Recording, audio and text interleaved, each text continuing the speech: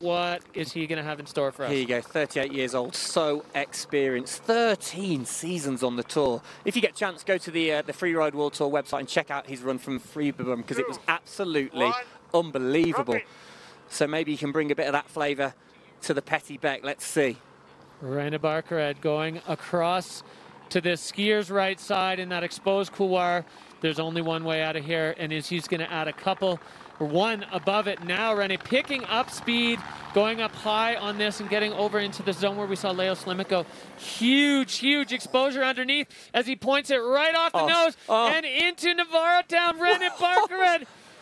Is that pretty much the same line? Exactly the same line as we saw Aymar Navarro ski. So clean, so smooth, so big, possibly even making it look a bit more controlled even than Navarro did. But a backflip at the bottom.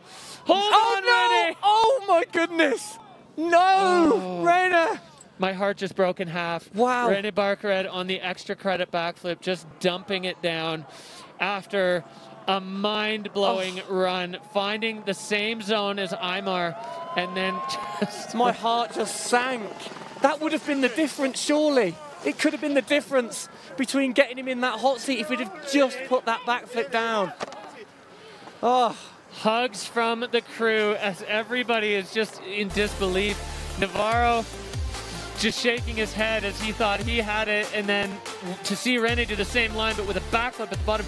How clean did he land there? So strong. The mayor of Stomptown. Absolutely. What went wrong here? Just overcooked it a little bit. A tiny bit. He was just a little bit back and then up on the tails of his skis.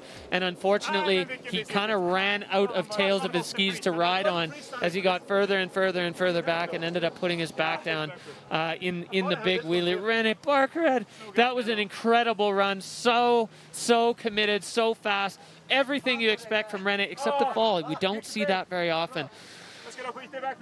Oh my goodness, that was when he did the backflip. I was like, oh, that could be the game changer here.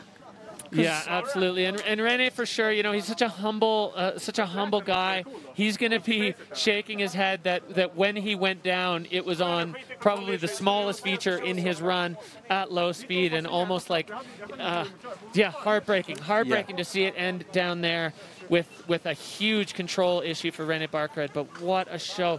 Absolutely. That line, the two of them must have scoped that together because that was just bonkers. Yeah, and you could just see the way they all gathered around Reine and gave him a hug. Luckily, if you're wondering, they are all in a bubble for COVID safety-wise, so everyone's had tests and it is completely safe. So they do get a little bit excited and go for the hug, but do not worry, it's all within their bubble.